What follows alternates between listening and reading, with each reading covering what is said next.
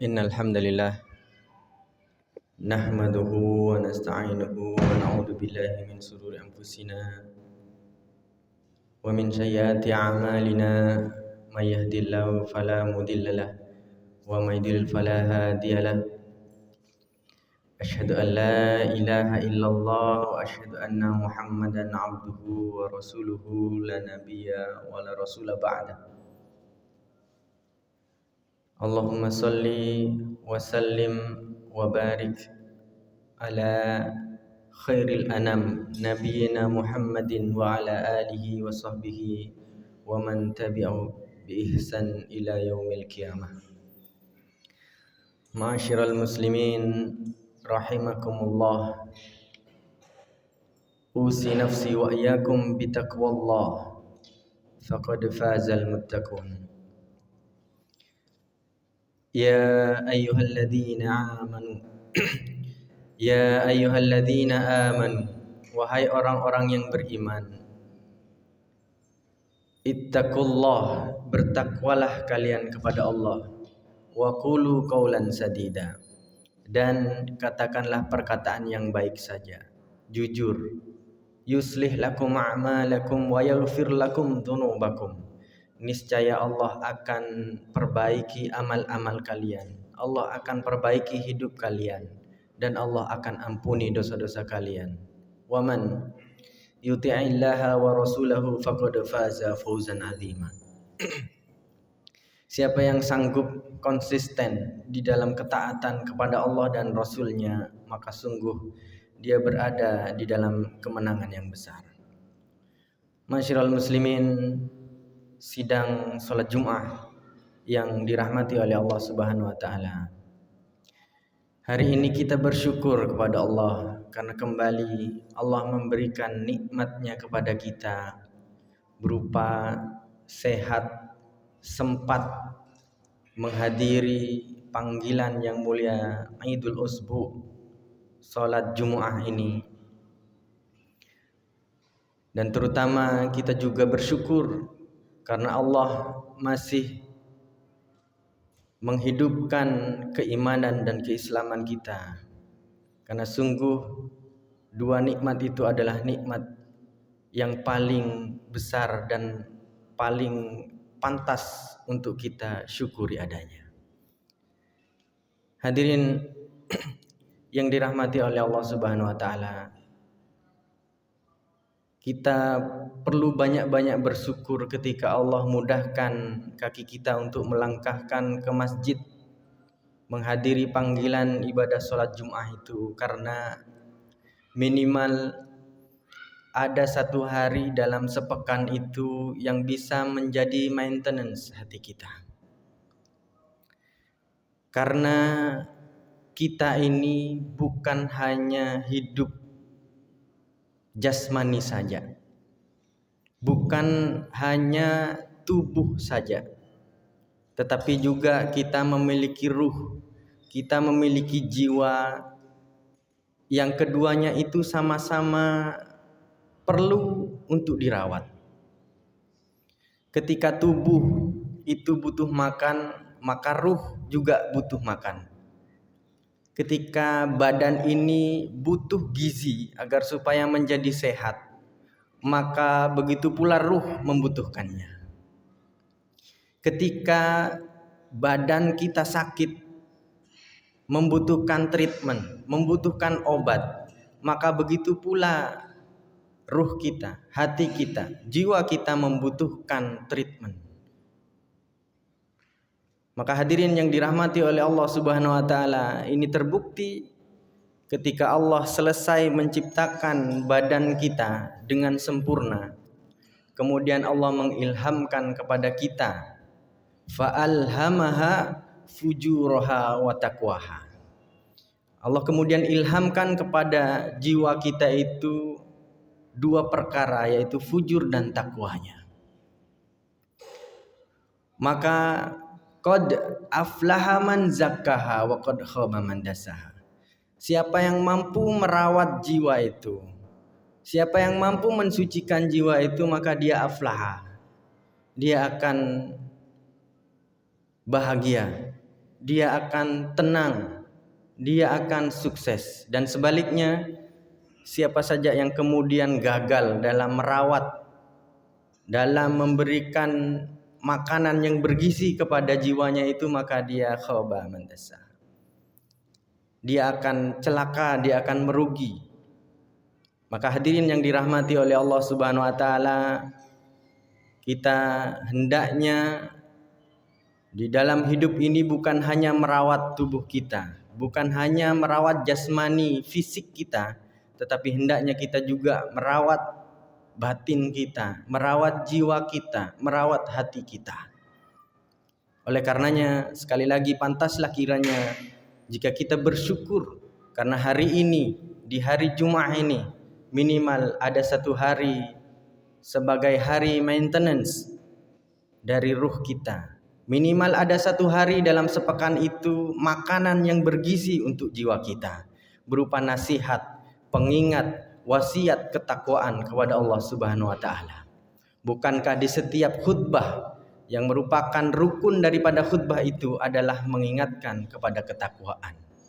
Hadirin yang dirahmati oleh Allah Subhanahu wa taala. Kita sudah singgung tadi bahwasannya kalau kemudian kita merawat jiwa kita itu, maka kita akan mendapatkan kebahagiaan. Maka kita juga perlu tahu apa bedanya bahagia dan puas. Barangkali ada contoh pelajaran yang bisa kita ambil untuk bisa membedakan kita ini adalah orang yang bahagia atau hanya sekedar puas.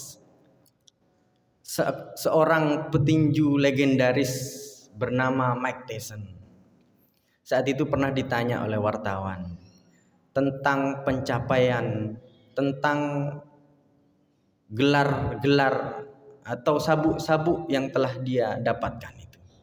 Maka apa kata Mike Tyson? Justice for garbage. Semua yang dia lakukan itu hanya untuk sampah yang berasal dari perutnya. Artinya Mike Tyson yang saat itu telah mendapatkan hidayah dari Allah Subhanahu wa taala itu mampu membedakan antara bahagia dan puas.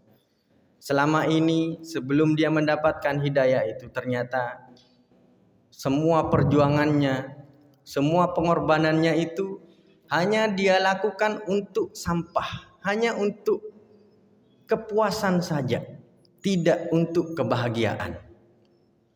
Maka mari kita lihat di dalam kehidupan kita ini, dalam perjuangan kita itu, dalam mencari ma'isyah kita itu, dalam menghabiskan waktu-waktu di dalam hidup kita itu, apakah untuk kebahagiaan atau hanya untuk kepuasan saja? Maka hadirin yang dirahmati oleh Allah Subhanahu wa taala, untuk melihat itu kita perlu alat detektor sebagaimana ketika kita ingin check up tubuh kita, ingin melihat kondisi kesehatan badan kita, maka kita butuh alat, butuh detektor, MRI misalnya dan lain sebagainya. Maka apa yang bisa mendeteksi jiwa kita itu? Apa yang bisa menjadi pengukur daripada kebahagiaan kita itu? Ternyata detektornya adalah hati. Hati adalah lawan dari nafsu. Maka kalau seseorang berbuat, beribadah dengan menghadirkan hati yang ikhlas, dia akan mencapai ketenangan, dia akan mendapatkan kebahagiaan. Sebaliknya, mereka yang hanya bergerak, berbuat, bekerja hanya dengan nafsu, maka yang akan didapatkan hanyalah kepuasan atau bahkan tidak mendapatkan kepuasan, karena nafsu itu selalu bergejolak dan diwaswasi oleh syaitan, sedangkan hati itu disinari oleh Allah. Hadirin yang dirahmati oleh Allah Subhanahu wa taala, seorang LGBT ketika ditanya, "Kenapa engkau mengganti gender?" Dia menjawab, "Karena ini adalah panggilan hati. Karena saya ingin bahagia." Maka sungguh jawaban ini bukanlah dari hati. Karena tidak mungkin hati itu condong kepada kemaksiatan. Hati itu condong kepada kesalahan.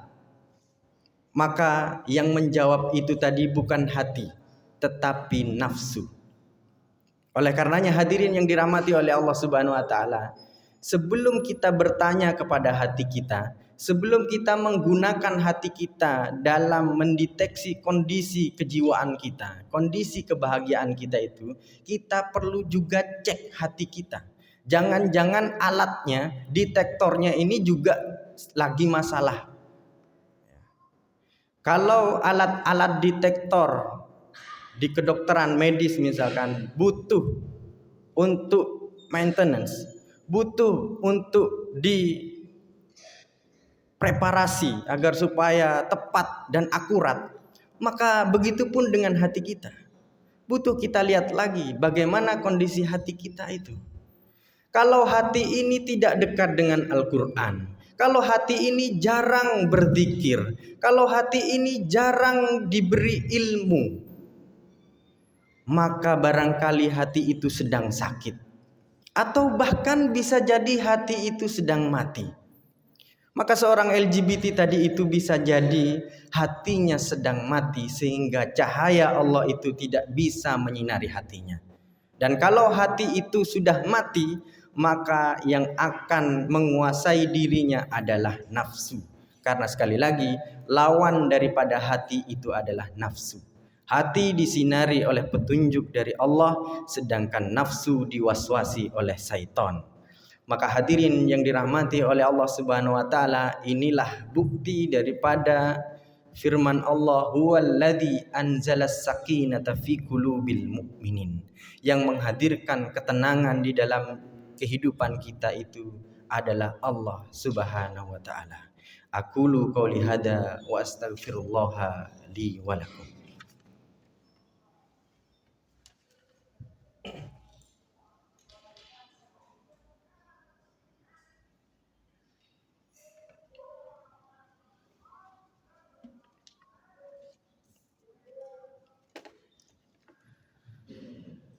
Alhamdulillah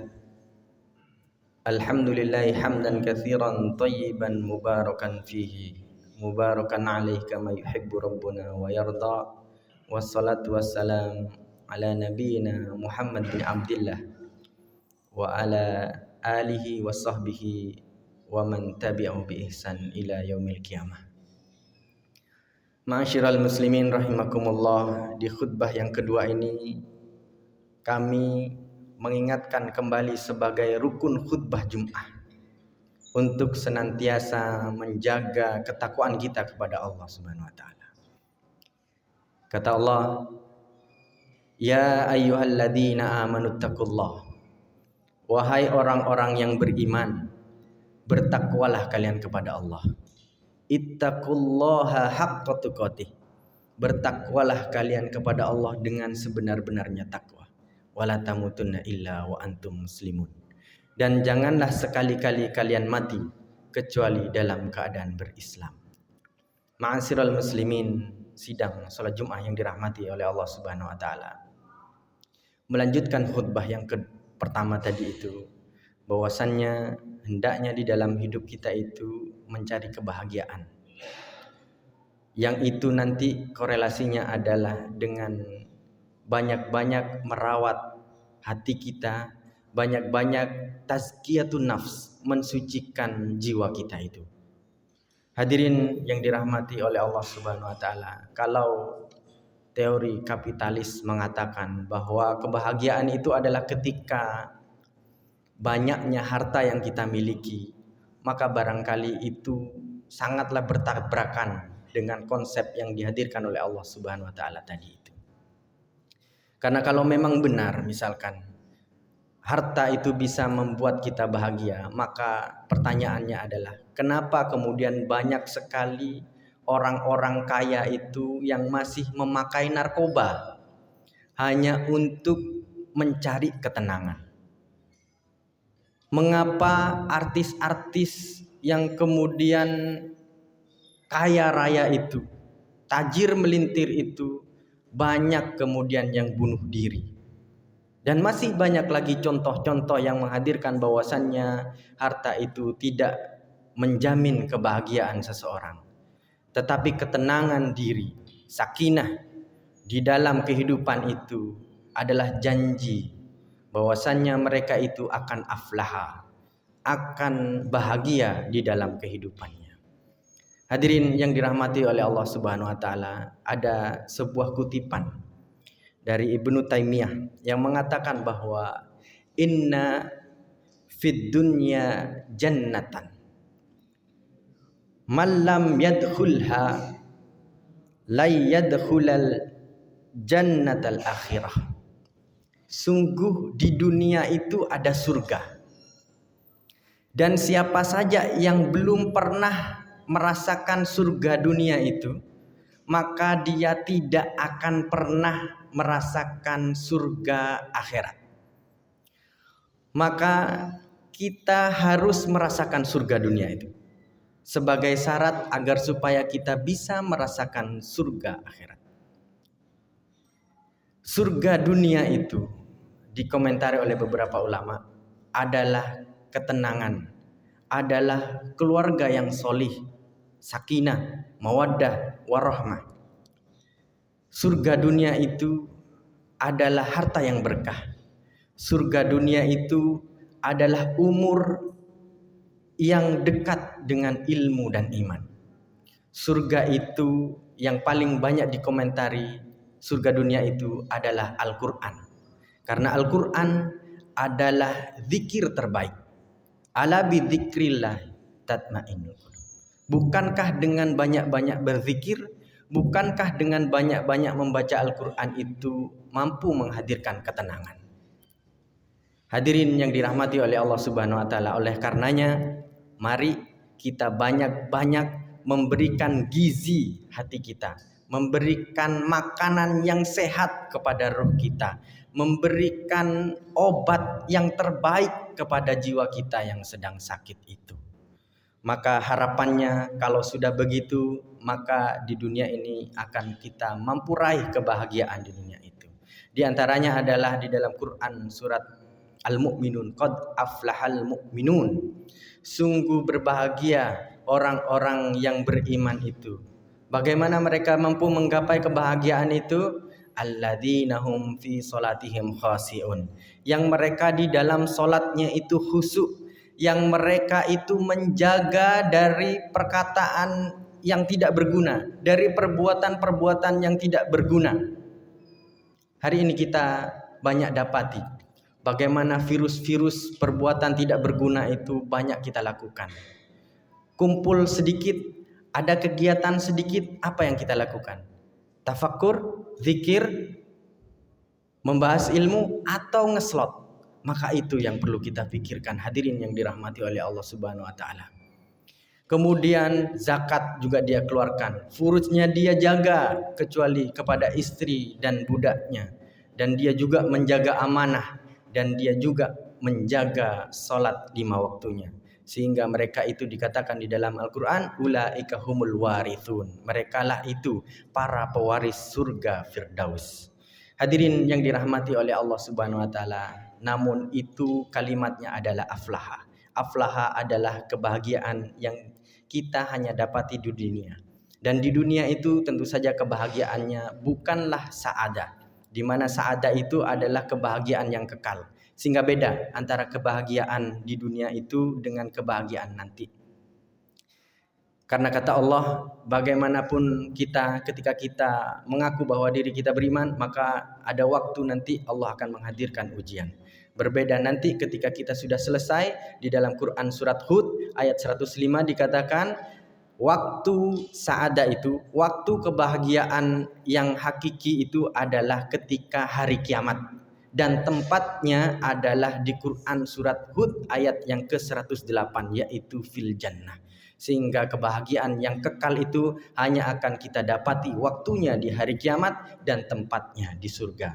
Mudah-mudahan kita semua yang hadir di tempat ini Allah golongkan kepada mereka yang mendapatkan sa'adah itu.